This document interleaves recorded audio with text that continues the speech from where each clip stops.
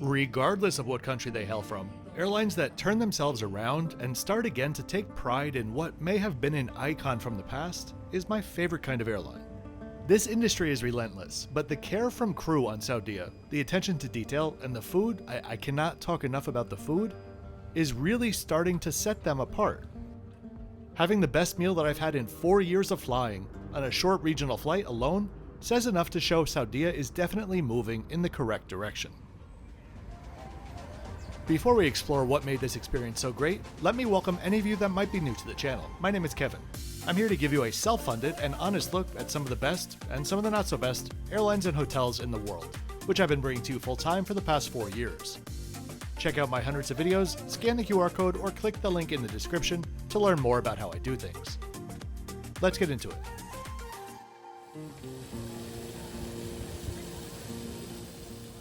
Before we head to the airport, I do need to mention just how lovely of a town Tunis is. I think it's in that often overlooked and often underrated category of cities, with the likes of Baku, Thessaloniki, Kaohsiung, and many others. Kind of becoming my favorite type of city, to be honest. Here, with the French colonial new city surrounding the old town Medina.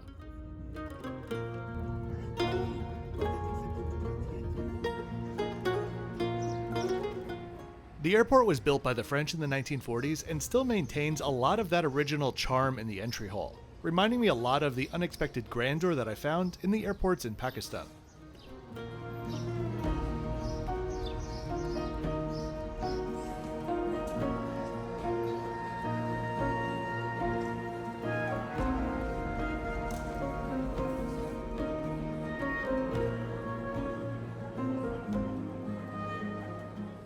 To actually check in though, you'll need to follow the markers and make your way to what I do believe is the first ever square check-in hall that I've ever seen. Such an odd design. Saudia had lines on the far wall, which I queued for, not seeing a business class line anywhere. When I got to the agent, she noticed I was flying business and then walked me over to the Sky Priority check-in desk on the other side of the room. A bit odd, but everyone was friendly and efficient once that worked out. I had been craving something like a Starbucks or Costa coffee, but luckily there was.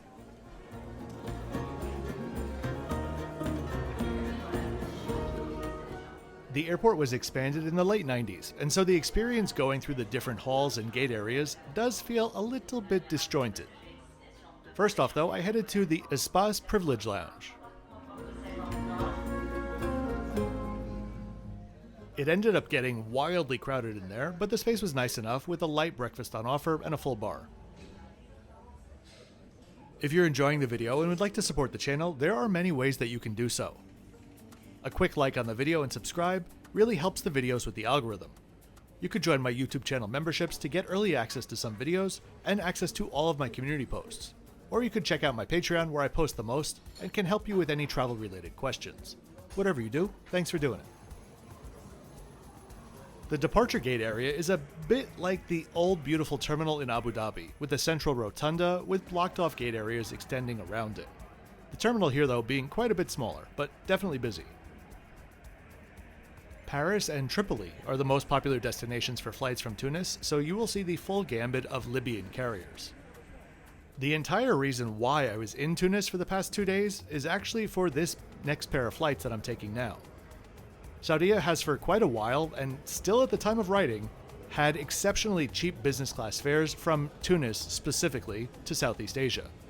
I'm talking about like sub $1,000 round trips or in the range of $650 one way like I paid. The only caveat is that Saudia deploys their old school A330s on this route most of the time, which have recliners instead of lie flat seats. But you'll see on board, this was not a problem at all. We began boarding in something that I've never seen before. The cabin crew, not like the extra security people on the plane, but the actual cabin crew, were on the jet bridge with a pair of tables spot checking every carry-on bag, as in opening it. You could tell that they were being overly friendly about it because they know it's a bit of an awkward thing to do at this point, but it definitely slows down the boarding process.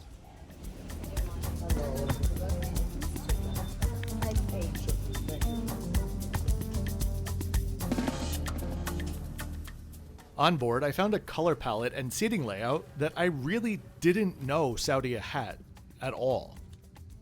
When I saw the layout during booking, I thought this was one of their, again, older A330s with those 2x2x2 angle flat seats. I didn't know they had a cabin like this.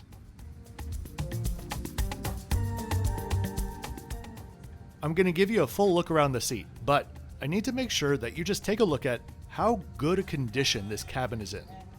The seats and the cleanliness specifically. While economy was pretty full, the business class cabin only had a handful of us in it. I had the full row, well, 2 rows to myself.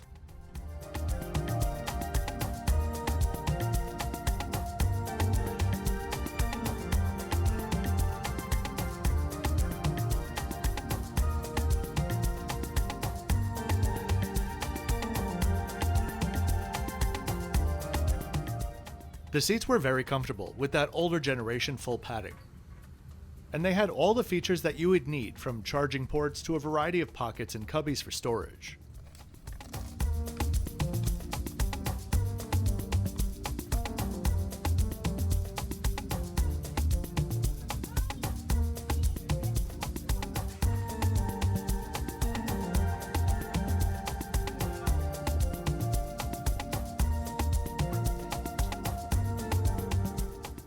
I was impressed to get the full pre-departure experience since this was just a short regional flight.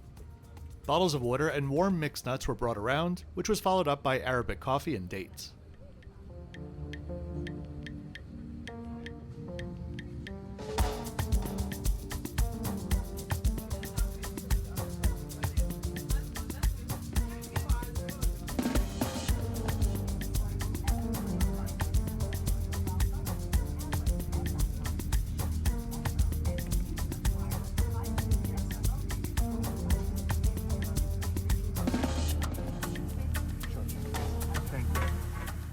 The safety video began and we pushed back.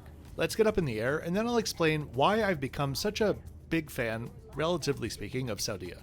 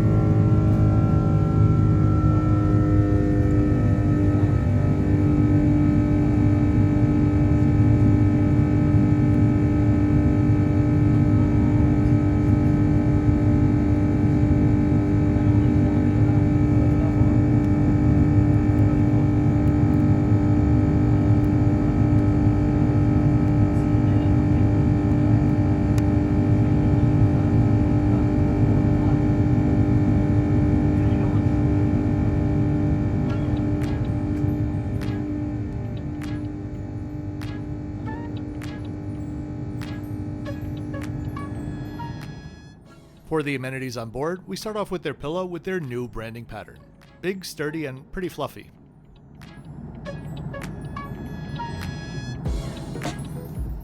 Along with that was a duvet-style blanket, which was plush and a nice weight.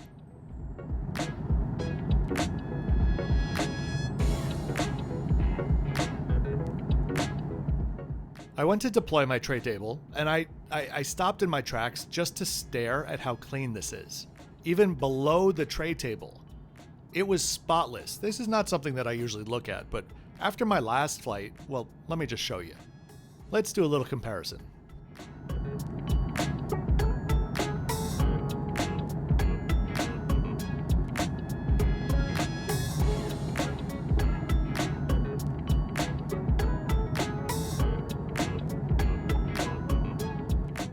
Even the condition of the upholstery was like new.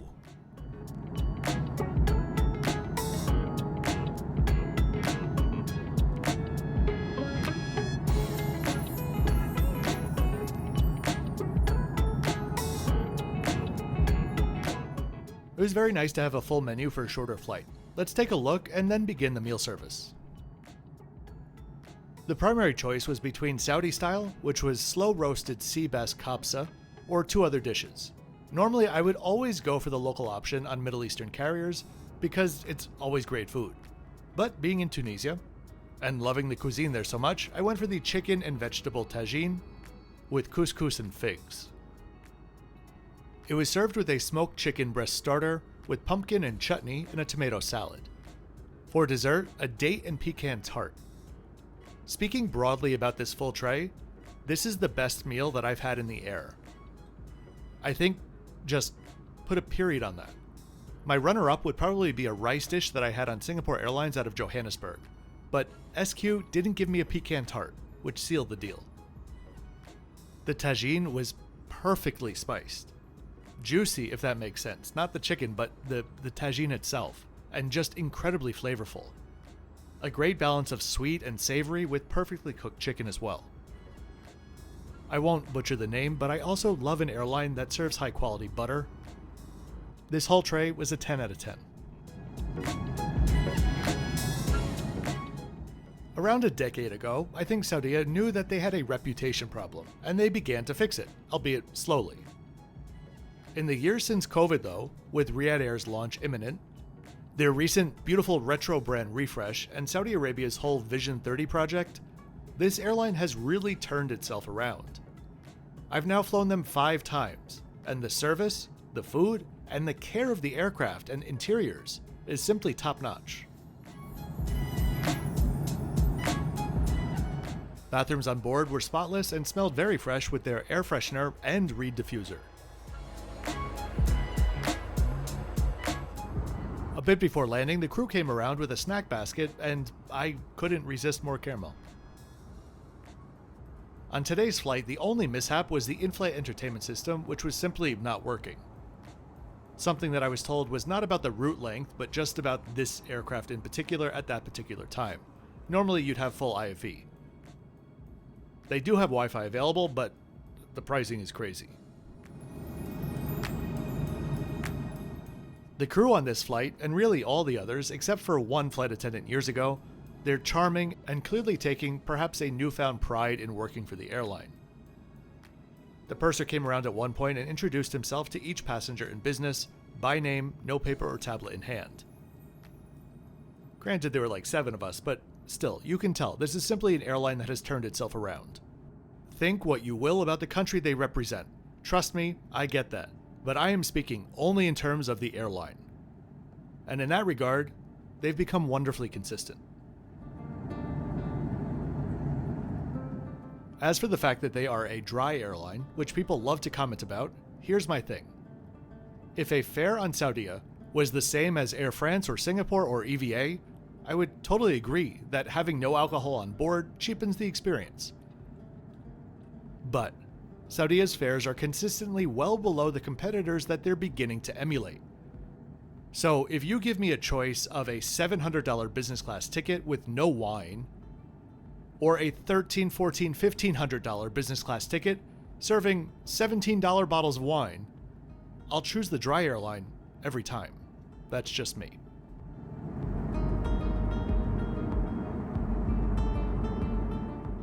I'll let you have a guess in the comments at which river and city we're passing over as we begin our descent and beautiful sunset landing in Jeddah.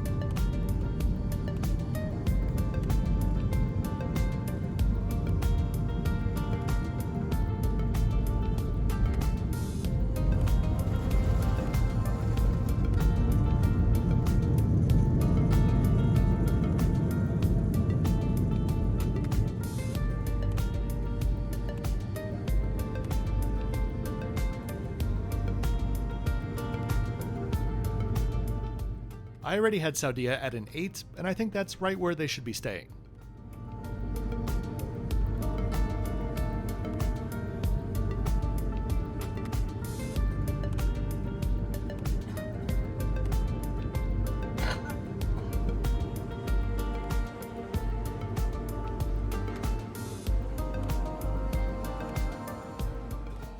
I'm gonna hightail it to the lounge to snag one of their slumber rooms for this 7-hour layover before my next flight to Bangkok. So I really do hope that you enjoyed this trip report today. If you did, please be sure to click that like button and subscribe with notifications on so you don't miss my weekly flight and hotel videos. I'll see you next time for the continuation to Bangkok. As always, thanks for watching until the end.